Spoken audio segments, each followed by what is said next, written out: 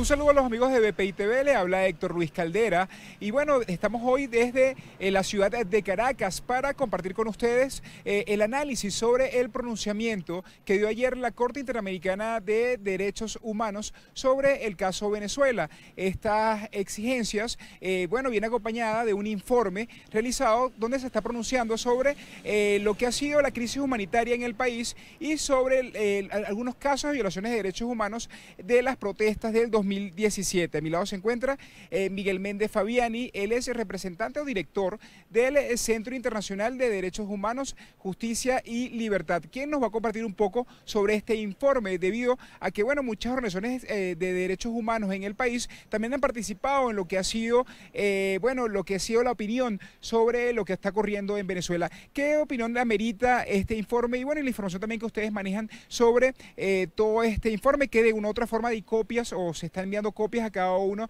de los países miembros. ¿Qué nos puede compartir? Este informe compendia gravísimas violaciones a los derechos humanos que vienen realizándose hace más de 10, 15 años en Venezuela. Esta las tipifica a partir de las protestas hacia acá. Nosotros venimos enviando informes seguidos, no solo yo, sino todas las organizaciones de derechos humanos que vienen compendiando y vienen archivando todo este tipo de violaciones.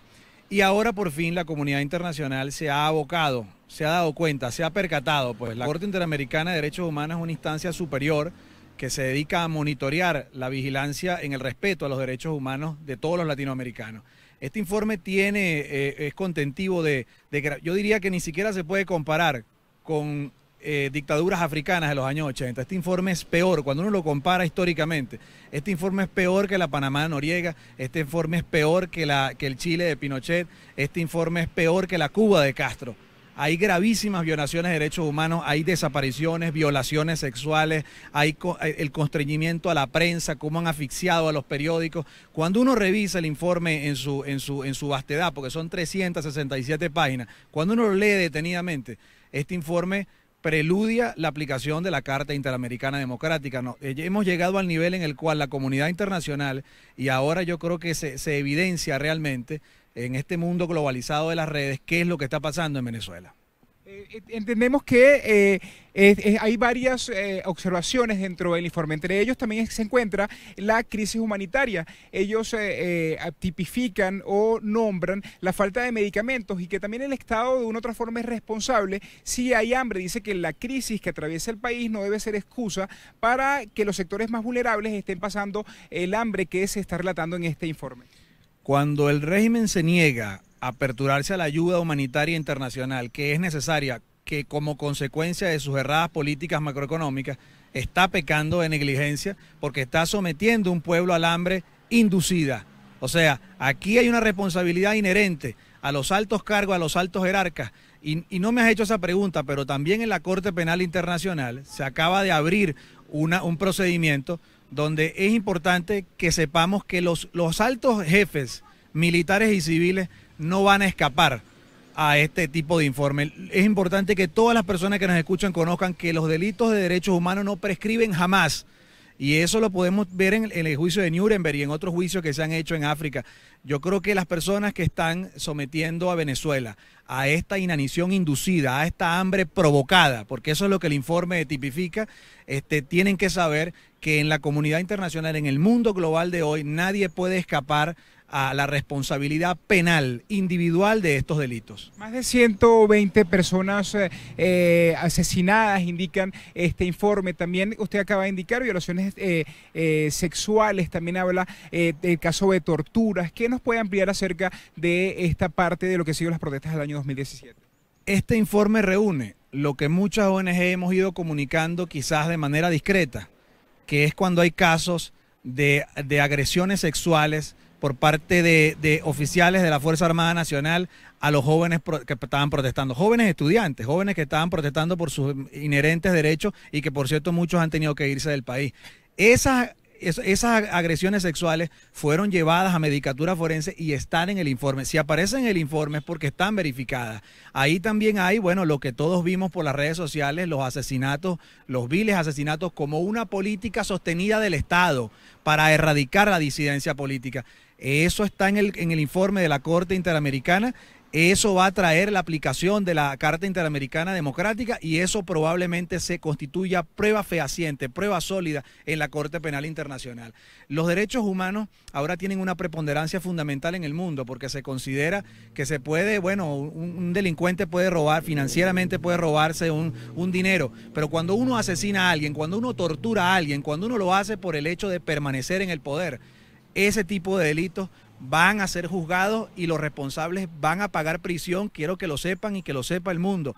Van a ir a una oscura celda, a un oscuro calabozo por esos asesinatos de esos jóvenes inocentes y por esas torturas y por esas agresiones sexuales. Estamos hablando con Miguel Méndez Fabiani, él es director del Centro Internacional de Derechos Humanos, Justicia y Libertad. También seguimos acá analizando lo que ha sido el informe que el día de ayer pronunció la Corte Interamericana de Derechos Humanos. También dentro de este informe se está hablando sobre el éxodo de venezolanos. También se pronunciaba a los países que están alrededor de Venezuela y los países del mundo sobre este éxodo y también para prevenir lo que ha sido algunos casos de xenofobia. También pide esta Corte poder o permiso a Venezuela para poder visitar lo que es la frontera venezolana y poder estudiar este caso. También que nos puede hablar sobre este tema y el éxodo venezolano cuando ya se está hablando de desplazamiento. Si leemos hoy la cuenta de Twitter, @Corte Interamericana de Derechos Humanos, vemos también que habla de desplazamiento como una figura ya en Venezuela.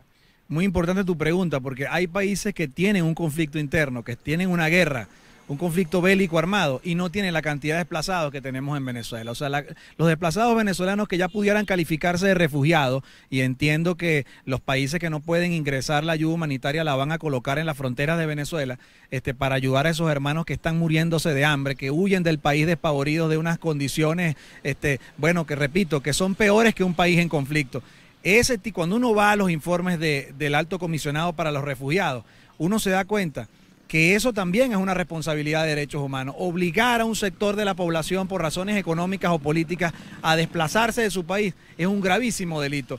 Yo creo que la cúpula del poder se cree inmune y cree que el mundo sigue siendo las mismas parcelas de los años 60 y yo creo que nosotros tenemos que darnos cuenta que después de Saddam Hussein, Gaddafi, después de Noriega y después de los distintos dictadores que han descendido en la primavera árabe que han caído, el mundo es un lugar muy pequeño y el largo brazo de la justicia va a llegar a cualquiera que se crea en el poder omnímodo que pueda asesinar a un inocente y salirse con la suya. Este tema de los derechos humanos, lo que todos en las protestas vimos uno en primera línea, pues cómo asesinaban jóvenes, a Vallenilla lo asesinaron muy cerca de donde yo estaba documentando en la protesta. Ese muchacho privado, blanco, ya sin vida, su cuerpo inerte, ese tipo de violaciones, asesinatos y que se constituyen hasta en masacres, porque 130 muertos en un periodo de días cortos es directamente, es una política dirigida a acabar con un sector que hace disidencia. Bueno, ese tipo de delitos no son tolerados más por el mundo y por eso la comunidad internacional le ha dado la espalda al régimen de Venezuela y seguirá en una escalada punitiva, porque ahora sí vendrán sanciones de orden económico, de orden político y de orden social contra un régimen que lo que ha hecho es, bueno, matarnos de hambre y matar a jóvenes en la calle. Yo quiero hacer una advertencia. Este informe trata de detener, de contener que si en una oleada de protesta el gobierno reedite de manera masiva lo que hizo con 130 jóvenes. Eso es lo que queremos evitar. Queremos evitar un baño de sangre a la población porque tal cual las condiciones socioeconómicas del país, creemos que se avecinan, ojalá Dios quiera que no y nos equivoquemos, pero pronosticamos masivas violaciones de derechos humanos por parte de grupos armados, paramilitares, colectivos y de la Fuerza Armada Nacional que está desconociendo su labor fundamental, su deber constitucional de proteger a la población.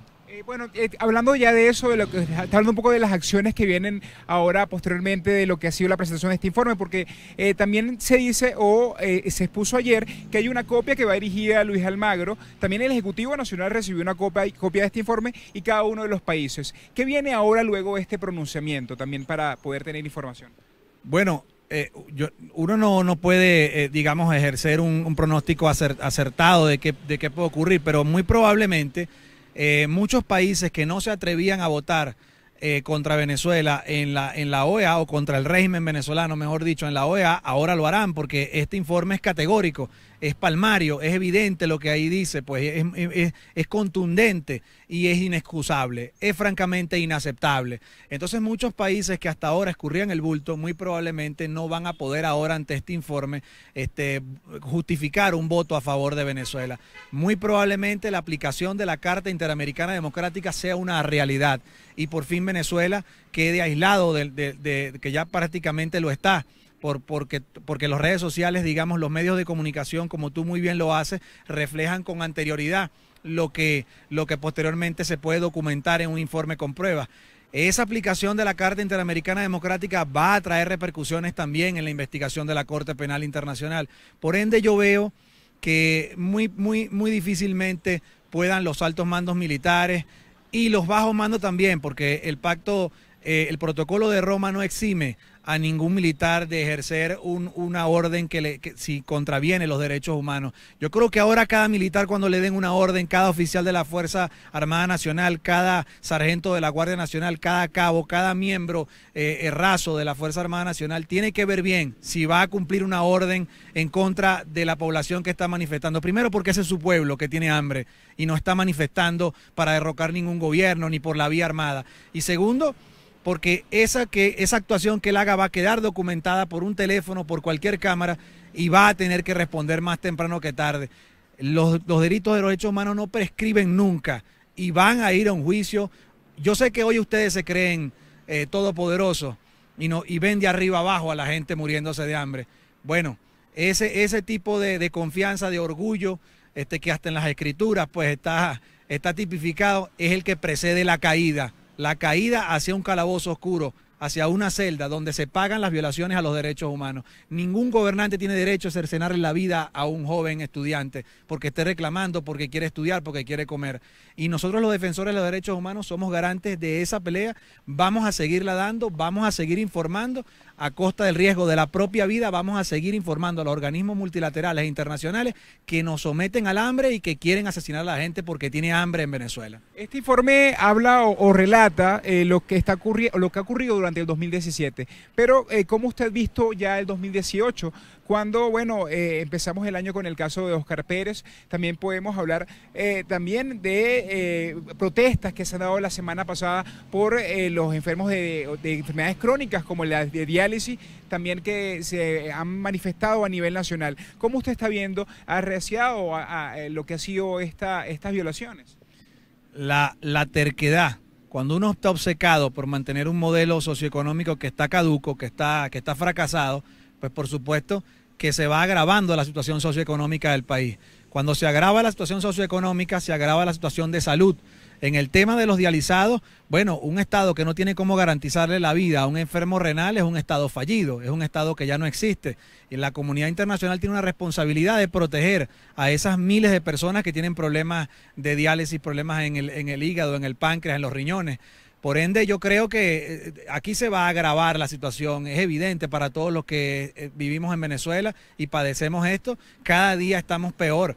En el tema que me preguntabas de Óscar Pérez, yo sin lugar a dudas emití una comunicación donde la califiqué de ejecución extrajudicial. ¿Por qué? Por los elementos primarios del caso. Después Amnistía Internacional también se pronunció tipificando un informe, bueno, que se semejaba mucho al nuestro, porque se hizo con una investigación donde se pudo ver que hubo ahí disparos, ejecución sumaria, pues ni siquiera, porque los ejecutaron vilmente.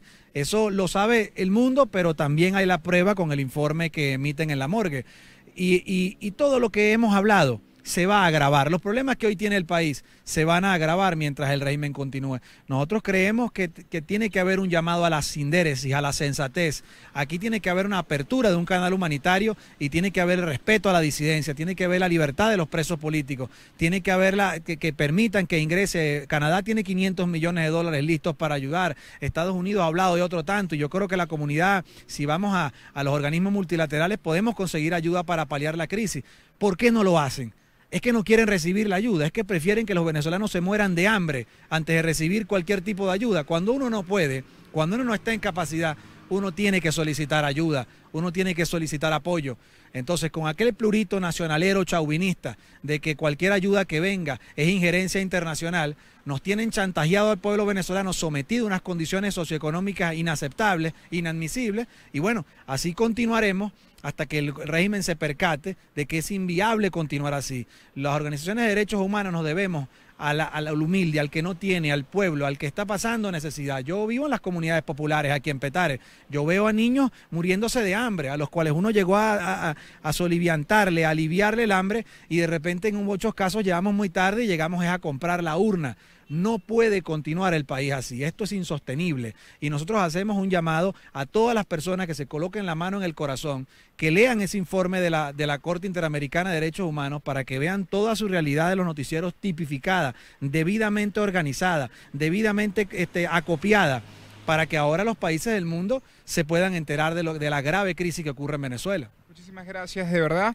Estábamos conversando con Miguel Méndez Fabiani, él es director del Centro Internacional de Derechos Humanos, Justicia y Libertad, que nos está dando un balance y un análisis sobre lo que ha sido el informe de la Corte Interamericana de Derechos Humanos. Es la información que podemos compartir con ustedes a través de BPI TV. Quien les habló, Héctor Luis Caldera.